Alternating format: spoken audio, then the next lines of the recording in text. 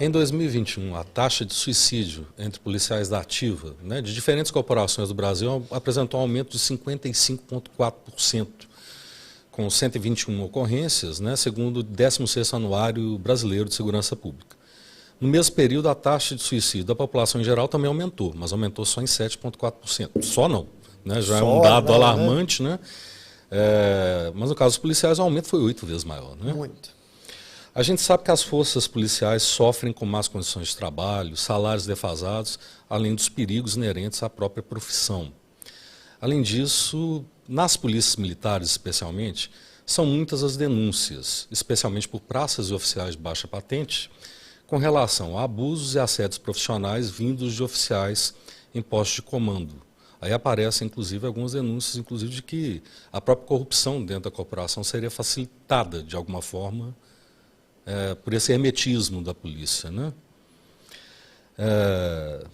Pela hierarquia militar.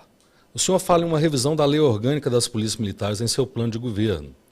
Nessa mudança, há alguma medida que o senhor pretenda tomar para melhorar as condições de vida e trabalho dos policiais? A resposta nessa última pergunta, com certeza, sim.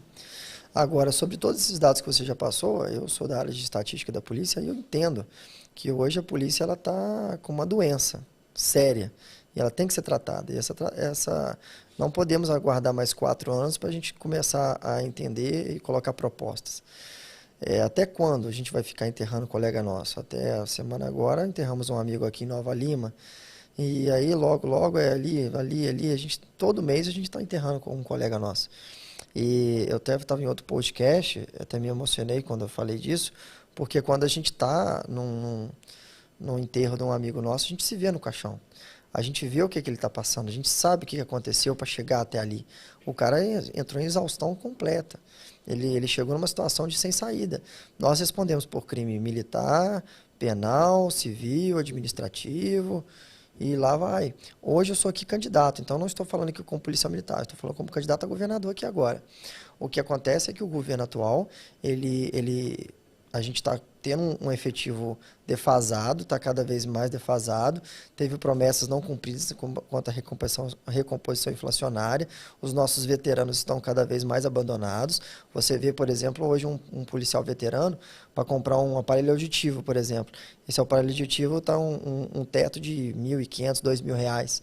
Se não me engano, posso estar errando esse número, mas o aparelho auditivo custa 8, 10 mil. Então, quer dizer, às vezes o veterano ele tem que pagar todo o seu salário para comprar um aparelho auditivo.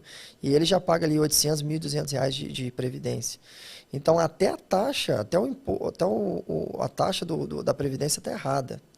A nossa IPSM agora há pouco conseguiu ganhar, os nossos militares conseguiram ganhar na justiça 3 bilhões de reais que o Estado deve ao IPSM. Que é o IPSENG, então, no Estado, está pior ainda.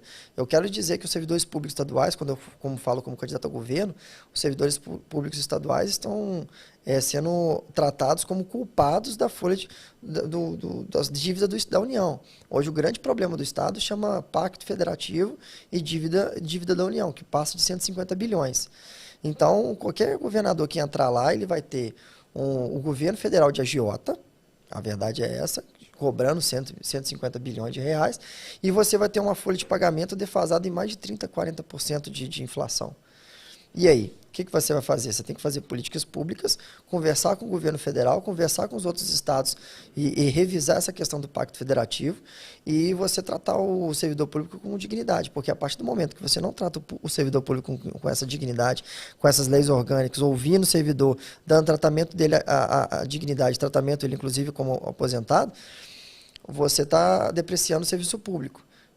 A partir do momento que você não tem serviço público de qualidade, aí a pessoa não tem saúde, educação, segurança. Você pode ver hoje as salas de aula, tem escolas que os professores me falam que estão abarrotadas de cadeira. Eles estão comprando geladeira, mas não tem nem aonde colocar a geladeira. Eles estão comprando micro-ondas, mas não tem tomada para micro-ondas. Então, às vezes é muito fácil você chegar a bater no peito como governador, eu estou equipando as escolas, mas as escolas elas não têm nem infraestrutura. Então, gestão pública, ela abrange ouvir o servidor, ouvir a gestão operacional, tática e a estratégica tomar essa decisão. O que está acontecendo é que a gestão estratégica ela simplesmente está mandando, e a operacional ela tá sendo afogada ali. E é o que está acontecendo. Militares se suicidando, professoras estão abrindo mão dos seus concursos, porque é um salário muito baixo. Né? A professora hoje ela ganha menos do que muitas carreiras por aí fora. A professora, você pode, depois a gente tem que fazer um estudo sobre a evasão das professoras no seu concurso. Deve ser provavelmente muito alto, porque pelo menos que eu ouço, os professores não estão aguentando nem se manter no próprio emprego. Não pagam nem as contas de transporte. Candidato, fala.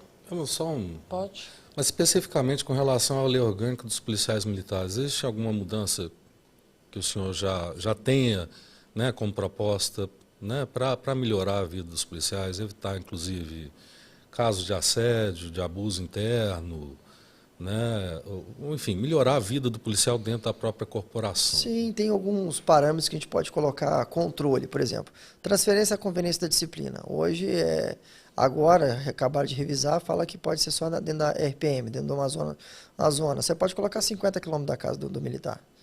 Você pode transferir o militar, sim, mas não vai punir a família do militar. Hoje o militar é transferido, às vezes, 600 quilômetros de casa. E aí quem você está punindo não é o militar, você está punindo a esposa, os filhos dele. Outra coisa, você coloca um controle, por exemplo, no Código de Ética. O Código de Ética hoje tem um teto de 50 pontos. Esse ponto alcança em 5 anos. Você compara um policial militar com 25 anos, a mesma coisa que você compara um policial com 5 anos. Então, quer dizer, foi feito para o militar ficar no cabresco ali durante 20, 30 anos da carreira dele. Então, temos que mudar esse teto. Então, quando a gente fala de mudança de lei orgânica, é chamar mesmo toda a corporação e discutir. Até a questão de escolha do comando geral. E aí, vamos fazer uma lista tríplice? Vamos fazer uma votação? O que a gente pode melhorar? Isso já tem que ser discutido no Congresso Nacional, tá? Essa questão da lista tríplice. Então, temos que discutir, abrir a Polícia Militar para a Constituição de 88. A Polícia Militar ainda não entrou na nossa Constituição. O senhor considera que hoje a indicação do comando é muito política? Olha, eu digo até que o sistema de comando geral hoje, ele é 100% político. Né? Quando a gente, lá em 2018, estava elegendo um candidato, a gente já sabia quem era o subcomandante geral, já sabia quem era a troca. Por quê? Já tinha tudo combinado. Isso é político. Se a gente falar que não é,